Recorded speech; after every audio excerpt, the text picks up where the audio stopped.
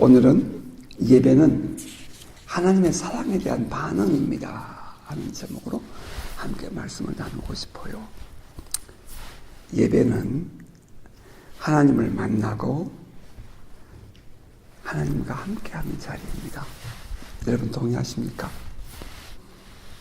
예배는 하나님이 오늘 이곳에 임하시고 우리가 함께 계시고 또 그분을 향한 우리의 반응, 그분에 대한 우리의 웰컴, 환영, 그 하나님과 함께하는 만남의 자리가 예배의 자리입니다. 그런 의미에서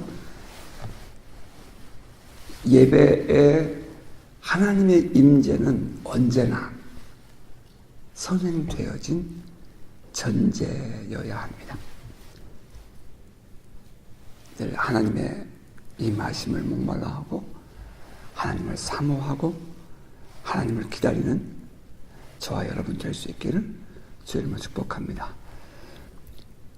물론 하나님은 어디든지 계십니다. 언제든지 하나님 우리와 함께 하신다고 성경은 우리에게 말해주었어요. 이것은 진리예요. 하지만 그렇다고 해서 언제든지 어디서든지 우리가 하나님을 만나고 그분을 경험할 수 있는 것은 아니랍니다. 하나님은 어디든지 계시지만 우리에게 일방적으로 늘 당신을 나타내지는 않으십니다. 영이신 하나님, 우리가 그분을 향하여 열기만 하면, 목마름으로 부르짖고 하나님의 얼굴을 구하기만 하면 하나님은 언제나 우리에게 응답하실 준비가 되어 있는 분이십니다. 그런 의미에서 이 하나님의 나라는 그 하나님의 다스리심이 있는 곳을 말하는데, 그 하나님의 다스리심은 언제든지 우리가 하나님을 구할 때에, 하나님을 향하여 목말라 할 때에 하나님이 우리에게 나타내시는 것입니다. 그것이 바로 하나님 나라고 우리가 살아내야 할 하나님 나라에 대한 신앙인 것입니다. 그 하나님 나라에서 왕 되신 하나님을 찬양하고 섬기는 것, 이것이 예배입니다. 따라서 하나님의 다스리심이 우리에게 나타날 때에, 영이신 하나님의 다스리심이 우리에게 나타날 때에 우리의 삶의 현장에는 자연적인 일들도 나타날 수 있고 또 초자연적인 일이 나타날 수 있는 거죠. 사도 바울의 표현을 빌리면 성령의 은사 혹은 성령의 열매라고 표현될 수도 있겠고요. 또 사도들이 붙잡혔을 때에 붙잡히다가 돌아와서 함께 모여서 기도하던 그들이 하나님께 구했던 것처럼 예수 그리스도의 이름으로 나타나는 표적과 기사, 그리고 병고침과 기적, 그 모든 것들을 다 수반하여 이 하나님 나라에 깨어있는 영적인 기독교인들의 삶에는 이러한 것들이 수반된다는 것입니다. 실제로 살아계신 하나님이 함께하는 곳에는 이와 같은 일들이 성령의 주관적인 뜻에 따라 일어난다 하는 것이 사도 바울의 가르침이었지요. 자, 예배 가운데 이러한 일들이 일어날 때에 화들짝 깨어나는 일들이 일어나죠. 우리는 그것을 리바이벌이라고 합니다. 예배 부흥이라고 설명하죠. 바라기는 늘 성령의 임재가 우리 예배 가운데 임하기를 소원합니다. 이 하나님의 임재에 대한 갈급함, 그것은 실제로 하나님을 우리의 예배에 모시고자 하는 환영의 마음입니다. 이 토미 테니는 그렇게 하나님에 대한 목마름이 없이 교회를 드나드는 모습을 보면서 아주 애통해하면서 글을 썼죠. 하나님을 향한 목마름, 하나님을 향한 간절함이 우리에게 있어야 한다 하는 것입니다. 여러분 오늘 아침에 여러분 예배를 나오실 때에 어떠한 마음으로 여러분 예배 자리를 향해서 나오셨습니까? 오늘날 예배에 참석한 성도들은 보편적으로 살아계신 하나님의 임재보다는 그 형식적인 예배, 관리에 따른 예배를 기대하고 생각하는 것이 일반적인 모습이 아닌가 생각해 봅니다. 이 형식적인 예배 혹은 관례에 따른 예배, 그것을 깨뜨린 사건이 우리 성경에 나와 있습니다. 다윗의 장막이죠. 다윗이 바알레 유다에 있는 법궤를 옮겨오고 싶었습니다. 그럼 엄청나게 목마르게 하나님의 임재를, 법궤를 모셔오고 싶었어요. 그래서 그런 정성을 다합니다. 마음을 다해요. 그리고는 새 수레에다가 법궤를 태웁니다. 혹여나 실수할까 싶어서 그 앞에 아효가 앞서가고 뒤에서 법궤가 떨어지면 붙잡아주기 위해서 우사를 준비시킵니다. 정성을 다한 거죠. 마음을 다했습니다. 나곤의 다장마당에 이르렀을 때 갑자기 소가 뛰자 우사가 얼른 하나님의 법궤를 붙잡았죠. 우리가 잘 알다시피 이유는 법궤가 땅에 떨어지면 안 되기 때문이었습니다. 그런데 문제는 이 일로 인해서 우사가 그 자리에서 죽는다는 것입니다. 베레스 우사라 이름을 부르죠. 그 땅 이름을. 그러자 다윗이 화를 내면서, 성경은 분노하여 그랬어요. 분을 내면서라고 표현했어요.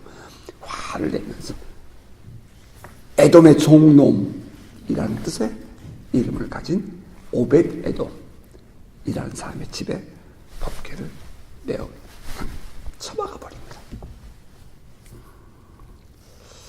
자,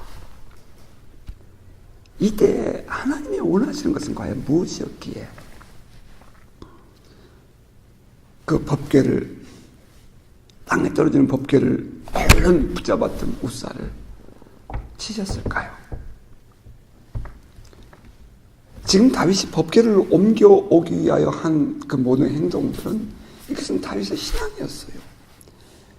사랑이었다고요. 열성을 다한 그의 행동이었어요. 세수레였고요. 사람까지 준비했어요.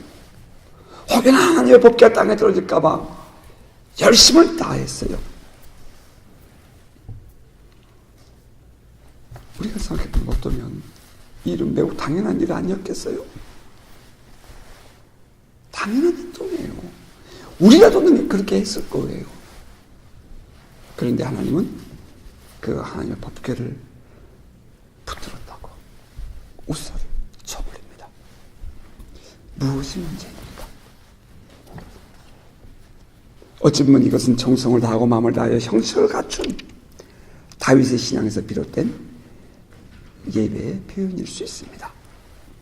하지만 하나님은 우사를 치십니다. 여기서 우리가 깨닫게 되는 것은 정성을 다하고 최선의 모양을 갖추고 모든 예배의 순서가 어긋남이 없고 부족함이 없다는 것이 그것이 중요한 것이 아니라는 것을 다시 한번 깨닫게 됩니다. 오늘 아침에 기타가 없이 찬양을 하시네요. 나 깜짝 놀랐어요.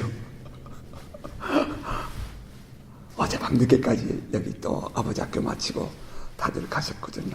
청소하고.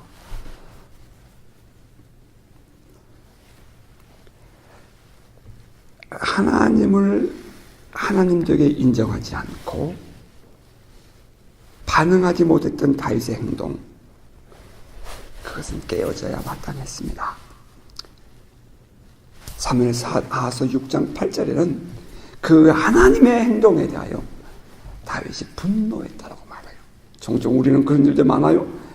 예배를 드리고 돌아가면서 혹은 예배를 드리면서 내 안에 불만이 생기기도 하고 분노가 생기기도 하고 섭섭한 마음이 들 때가 있다는 거예요. 이유가 뭔지 아세요? 내 생각이 맞지 않아서, 내가 기대했던 것이 아니라서, 그래서 사람들이 거부감을 느낀다는 거죠. 하나님을 만나고 기쁨으로 돌아가야 할 예배가 오히려 평가와 정죄의 마음을 갖는 동기가 된다면 이것은 참으로 안타까운 일일 겁니다. 다윗은 분노하면서 하나님의 법궤를 모시기를 거절해요, 여러분. 그리고 그 하나님의 법궤를 오벳 에돔의 집에 제가 조금 전에 처박아 버렸다고 표현했어요. 전 그렇게 표현한 것이 옳다고 봐요. 어떤 사람은 오벳 에돔을 굉장히 아름답게 꾸며서 표현하고 싶은지 모르겠지만, 오벳 에돔이라는 이름의 뜻이 뭐예요?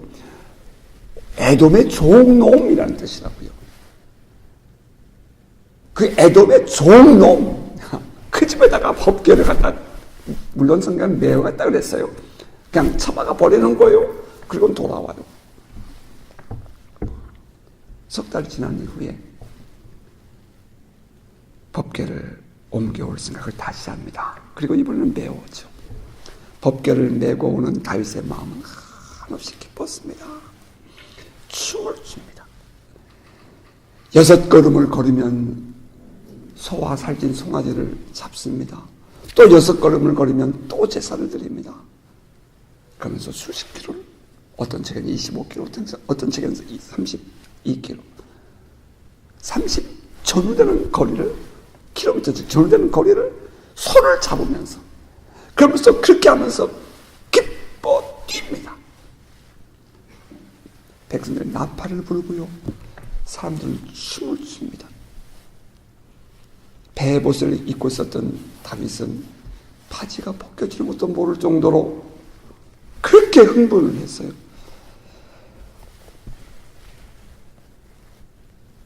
석 달 전의 모습과 석 달이 지난 지금의 모습, 무언가 변해 있는 것을 우리가 발견하게 돼요. 여러 가지 이해할 수 있겠지만 지금 다윗의 영성이 바뀌어 있네요. 그죠? 석 달 전에는 뭔가에 하나님의 법궤를 옮겨오겠다는 열심은 있지만 기쁨과 즐거움이 좀 보이지 않았던 것 같아요. 표현이 없으니까. 그런데 지금 법궤를 메어오는 그의 모습은 아주 흥분되어 있는 것을 보게 됩니다. 이유가 뭘까요? 처음에 그는 법궤를 옮겨오고 싶었을 때 그는 하나님의 법궤를 보았습니다. 궤만 봤어요. 법궤 안에 계시는 하나님을 보지 못한 거예요. 그러니까 어떻게든지 법궤를 잘 모셔오고 싶었던 거예요. 그런데 지금은 어때요?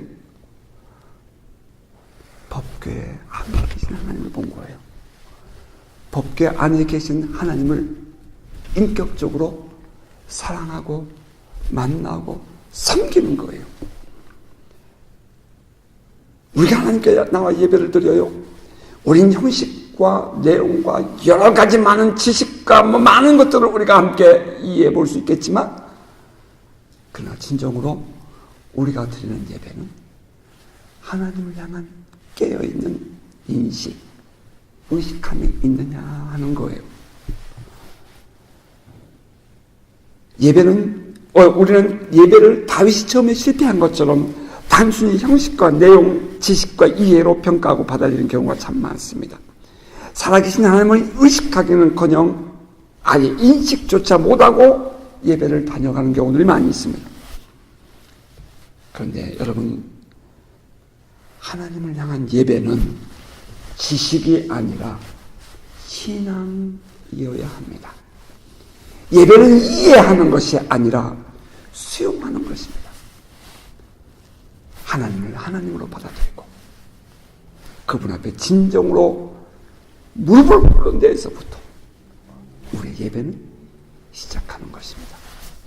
다윗은 그것을 깨닫기까지 석 달이 걸렸습니다. 자, 그리고 다윗이 하나님의 법궤를 옮겨왔을 때 다윗은 또 한 번의 실수를 해요. 법궤를 메고 왔어요. 근데 다윗이 또 한 번 실수를 해요. 그게 뭐냐면, 하나님의 법궤는 지성소와 성소가 분리되어진 휘장이 들어있는 성막 안에 모시는 거예요.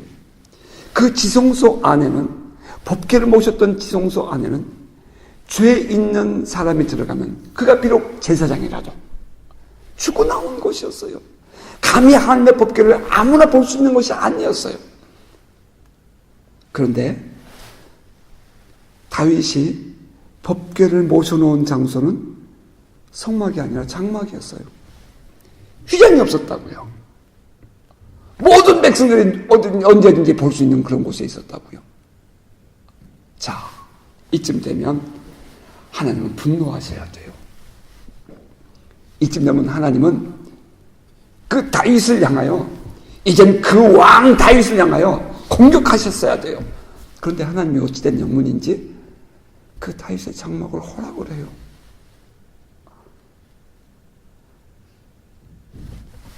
구분되어진 레위인들이 찬양을 하고 그 장막 앞에서 지키는데 모두가 보고 있는 그 자리를 하나님이 허락을 하신다고요. 아이러니컬하죠. 파격적인 하나님의 행보입니다. 언제는 법궤를 말씀에 따라 메워오지 않았다고 공격하시더니 이제는 그 하나님이 지성소와 구분되지 않은 장막에 법궤를 모셨는데도 그것을 허용하는 것입니다. 무엇이 하나님의 마음을 풀어드렸기에, 무엇이 그 분노하셨던 하나님의 마음을 풀어드렸기에 다윗의 이 형식이 무너진 예배, 다윗의 장막을 받아들이셨을까요? 전 이것은 하나님이 다윗의 사랑을 보셨다 라고 표현하고 싶어요. 전 인격적인 하나님을 하나님에게 사랑하고 섬기고 받아들이고 있는 그 인격적인 그 다윗의 사랑, 다윗의 마음을 하나님이 받으셨기 때문이라는 것입니다. 말 그대로 하나님을 하나님에게 높여드리는 것, 하나님을 진실하게 사랑하고 인정하며 섬겨드리는 것, 이것이 하나님의 마음을 풀어드렸습니다.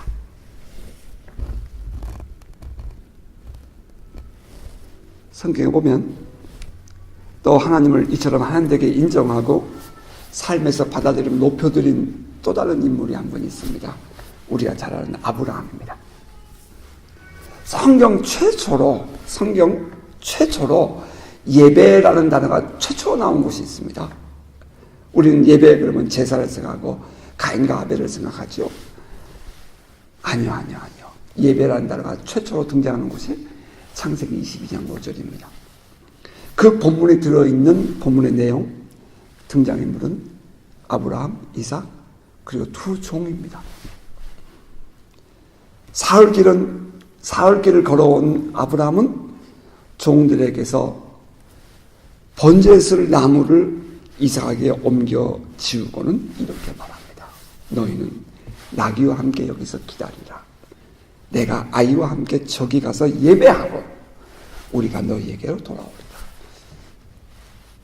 지금 우리가 예배하고 돌아온다는 말을 했는데요. 그때의 이 아브라함이 예배하고 돌아오리라 하는 그때의 그 아브라함 속에는 무슨 생각을 하고 있었을까요? 우리 잘 알잖아요. 자기 아들, 그 독자 이삭을 하나님께 번제로 드리고 돌아오는 것을 생각하고 있지 않았겠습니까? 그런데 그는 이것을 예배라고 표현했다는 거예요. 우린 예배에 대해 여러 가지 말을 할 수 있겠지만 특별히 창세기에서 이 아브라함이 보인 예배의 중심은 순종이었다 라고 이해합니다. 살아계신 하나님의 존재에 대한 순종. 아니, 저는 이것은 어쩌면 굴복이라야 라고 말해야 옳지 않을까라고 생각해 봅니다. 철저하게 깨어지고 무너진 자아인식, 철저하게 내가 부정되어지는 그 자기를 돌아보면서 도저히 받아들일 수 없다고 생각하는 그것을 받아들이는, 굴복하고 순종하는 그것을 아브라함은 예배라고 표현했다는 겁니다. 하나님이 감동될 수밖에 없었던 그 아브라함의 굴복과 순종, 그리고 하나님이 그의 신앙에 동의할 수밖에 없었던 그의 온전한 드림은 오늘날 우리들의 예배제에 하는 모범이 되기도 하는 거죠. 아브라함에게 있어서 최고의 신앙은, 아브라함에게 있어서의 최고의 신앙의 극치는 그가 100세가 되어서 아들을 낳은 것이 아니라 바로 이 사랑하는 아들을 하나님 앞에서 진정으로 내려놓고, 그리고 하나님을 따르기로 선택하는 그 마음, 그 순간, 그때가 아브라함의 최고의 신앙의 모습이었다라고 저는 말하고 싶어요. 그런데 그것을 아브라함은 뭐라고 표현했다고요? 예배라고 표현했다는 거예요. 자, 이제 오늘의 본문 들어가 볼까요? 사마리아에 있는 수가성 우물가에서 예수께서 한 여인을 만나 대화하는 내용이 나옵니다. 이 여인은 사마리아 여인이에요. 당시에 모든 사회적 풍습과 모든 상황과 정황들은 유대인과 사마리아인은 서로가 말도 하지 않고 관계를 갖기를 거부하던 그런 시대였잖아요. 그런데 유대인인 예수께서 사마리아인에게 말을 겁니다. 이제 이것이 파격적인 행동이었고요. 여기에 이제 이 안에 담겨진 예수님의 마음이 우리에게 보여지는 거예요. 예수님 물가에 앉아서 나에게 물 좀 다오 이렇게 말합니다. 그랬더니 당연하게 이 여자가 말하기를 당신 유대인인데 어찌해서 사마리아 여자인 나에게 물 달라고 합니까? 그랬더니 또 예수께서 뜬금없는 소리 하셔요. 만일 내가 하나님의 선물과, 내가 만일 하나님의 선물과 또 내게 물 좀 달라 하는 이가 누구인 줄 알았더라면 내가 그에게 구하였을 것이요 그가 생수를 내게 주었으리라. 아니, 물 좀 달라 해놓고는 당신 왜 사마리아 여자인 나에게 말합니까? 그랬더니 하는 말이, 지금 여자여, 하나님이 선물을 보냈는데 그 선물이 지금 난데 내가 누군지를 알았더라면 차라리 너는 나에게 물을 구했을 거야. 그랬더니 여인이 말이죠. 주여, 물기를 그릇도 없고 이 물은 깊은데 어디서 당신이 그 생수를 얻겠사 없나이까. 지금 도대체가 이 여인이 예수를 알아보지 못하는 겁니다.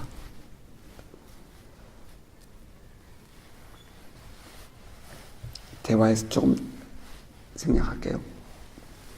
그랬더니 예수께서 여인에게 남편을 불러오라 그래요. 난 남편이 없는데요. 맞아. 너에게 5 남편이 있었지? 지금 남편도 내 남편 아니야. 그 말을 듣고는 이 여인이 깜짝 놀라며 당신을 내가 보니 선지자입니다. 그리고는 이상한 말을 해요. 우리의 조상들은 이 산에서 예배하는데 당신들의 말은 예배할 곳이 예루살렘에 있다 하더이다. 지금 굉장히 이 두 사람의 대화가 확 서로 앞질러 가는 거예요. 물 얘기했다가 남편 얘기했다가 예배 얘기로 갑니다.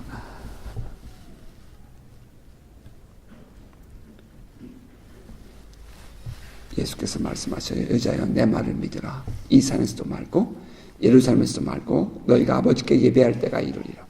너희는 알지 못하는 것을 예배하고 우리는 하는 것을 예배하노니 이는 구원이 유대인에게서 남이라. 아버지께 참되게 예배하는 자들은 영과 진리로 예배할 때가 오나니 곧 이때라. 아버지께서는 자기에게 이렇게 예배하는 자들을 찾으시느니라. 하나님은 영이시니 예배하는 자가 영과 진리로 예배할지니라. 그랬더니 이 여인도 한 말하기를 메시아 곧 그리스도라는 이가 오실 줄을 내가 아노니 그가 오시면 모든 것을 우리에게 알게 하시리이다. 너에게 말하라. 내가 바로 그 메시아야 라고 대답하죠. 자,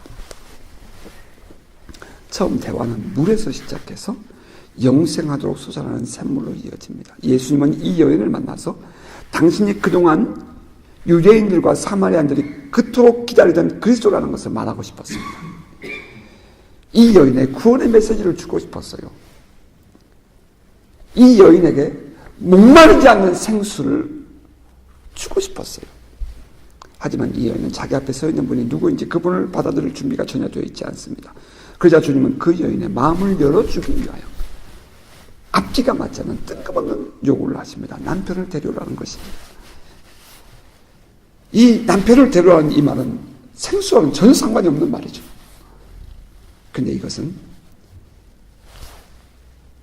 자기의 감추어진 삶, 누군가가 나의 삶을 알게 되었을 때에 부끄러움을 느낄 수밖에 없는 이 여인의 마음을 자극하는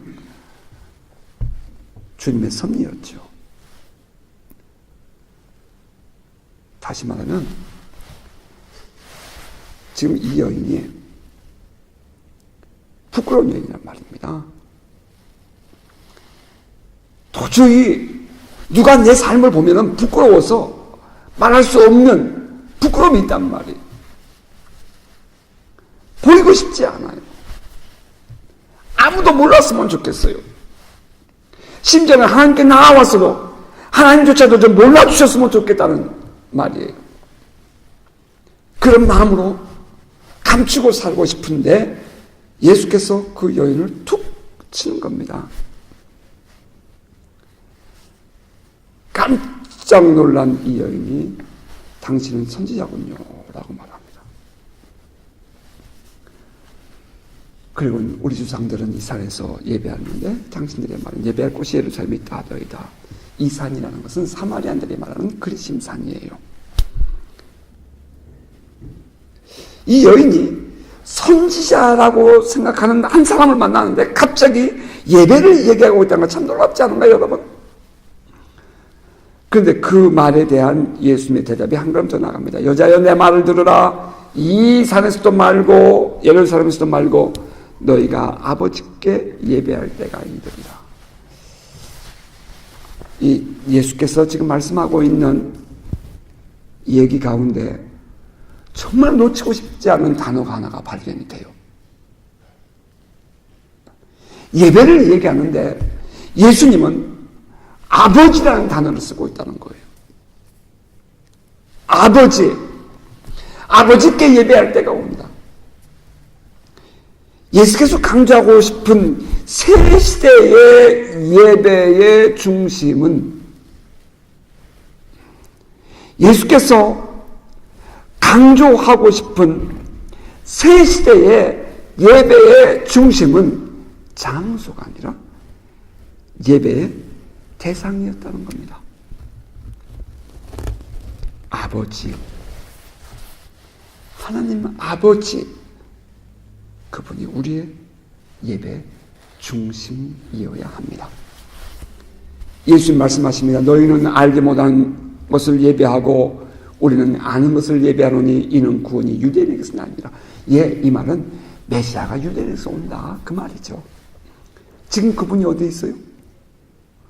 그 사마리아 여인이 지금 기다리고 있는 그분이 어디 있어요? 바로 자기 눈앞에 있는 거예요. 지금 우리가 예배하고 있어요. 여러분 하나님 어디 계세요? 바로 여기 계시는 거예요 지금.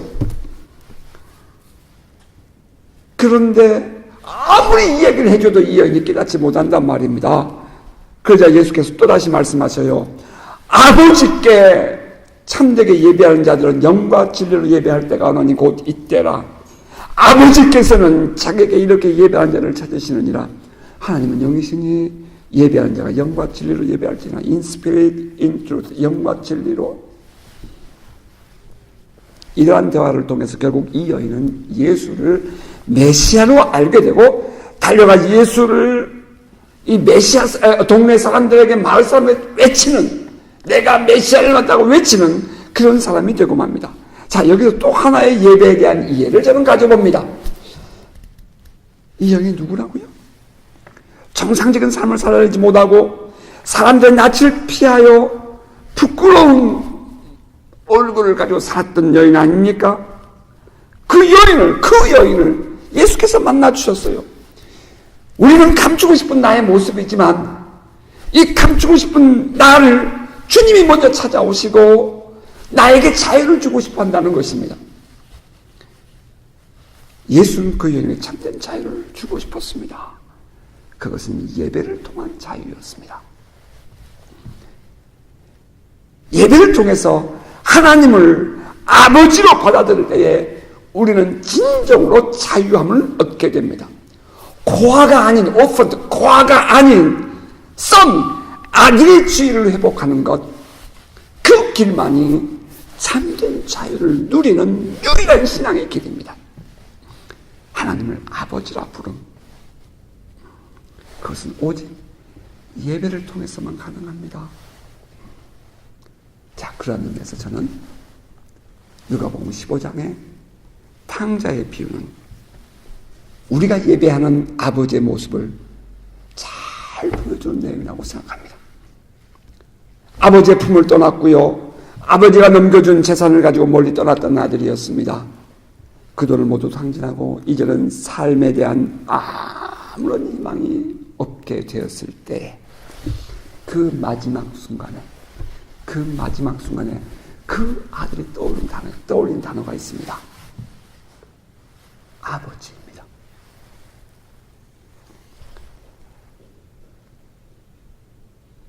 이에 스스로 돌이켜 이르되 내 아버지에게는 양식의 풍족한 품꾼이 얼마나 많은가.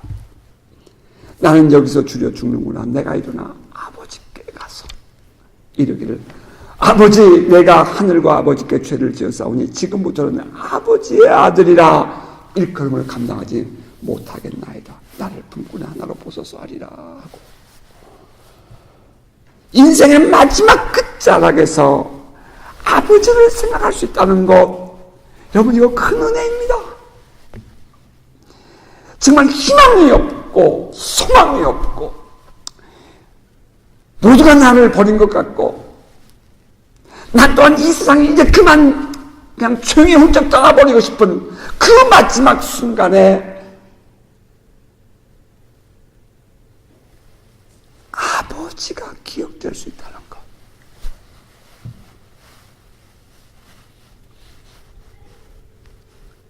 아버지는 우리 인생의 마지막에서 우리가 살아날 수 있는 힘의 원천입니다. 이 아들은 완전히 모든 것이 망가져버린 그 삶의 모습에서 터덕터덕 걸음을 걷습니다. 그런데 그 걸음을 걸을 수 있는, 그 지친 다리를 움직일 수 있는 힘이 어디서 나오죠? 아버지. 그 아버지에게 가고 싶은 그 마음 때문입니다.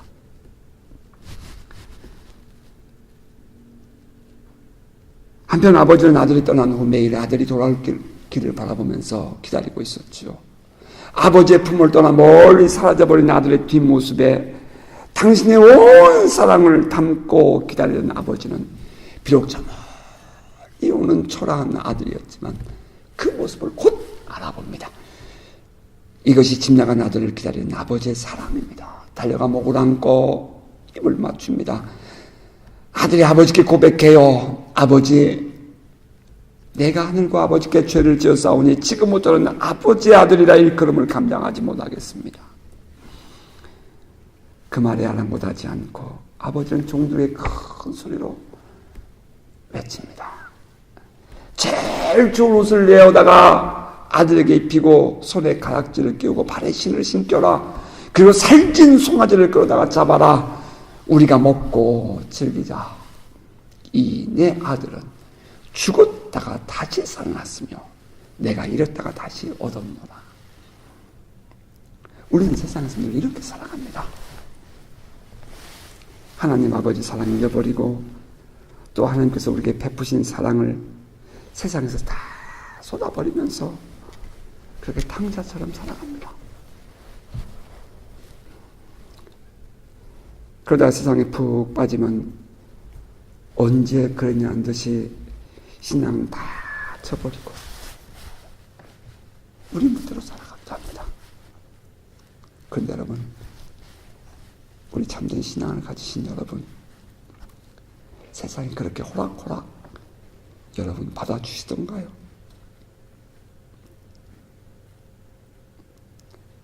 세상에서 버림받고 외롭고 힘든 삶을 살아가다가 어느 날 문득 지난날 다니던 그 예배가 생각나서 주일 아침 무거운 마음으로, 조금은 쑥스러운 마음으로 교회 문을 들었습니다. 아무도 나를 아는 척하지 않았으면 좋겠다는 그런 생각뿐일 겁니다. 그런데 예배실 문을 열고 들어선 순간 주님 마치 기다렸다는 듯이 우리에게 이렇게 말씀하시는 것입니다.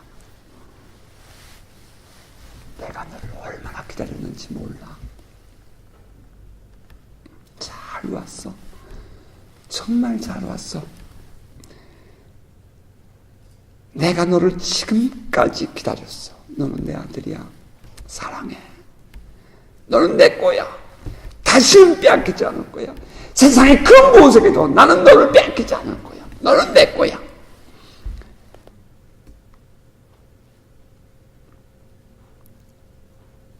그 순간 우리에게 밀려오는 아버지의 사랑. 저는 이 아버지 사랑 때문에 세상에서 펑하던 삶을 정리하고 주님께 돌아왔습니다. 그 사랑이, 아버지의 사랑이 저를 오늘의 제가 되게 했습니다. 아버지의 사랑. 탕자를 버리지 않고 끝까지 기다려 주셨던 나의 아버지. 저는 이 아버지 사랑을 평생 잊을 수가 없습니다. 그래서 예배자가 되었습니다. 세상에서 혼자 살아가고 힘들 때는 고아인 줄 알았습니다. 하나님은 나에게 전혀 관심도 없는 줄 알았습니다. 주님과는 전혀 상관이 없는 삶을 살고 있다고 나는 생각했습니다. 그리고 아버지께 돌아올 때는 고작해야 종살이나 할 줄 알았습니다. 그런데 하나님 아버지는 아들로 받아주셨습니다. 회복, restoration, 회복. 이것은 예배를 통해서 베푸신 하나님의 은혜입니다. 수가성 여인이 이렇게 말해요. 메시아 곧 그리스도라 하는 이가 오실 줄을 내가 아노니 그가 오시면 이 모든 것을 우리에게 알려주실 것입니다. 그래, 맞아. 내가 바로 그 메시아야. 자, 말씀을 맺으십시다. 예배, 그것은 하나님 아버지의 사랑에 대한 우리의 반응입니다. 탕자와 같은 우리들을 사랑으로 품어주신 하나님, 그 사랑에, 그 은혜에 반응하는 것이 우리의 예배입니다. In spirit, in truth, 영과 진리로 예배.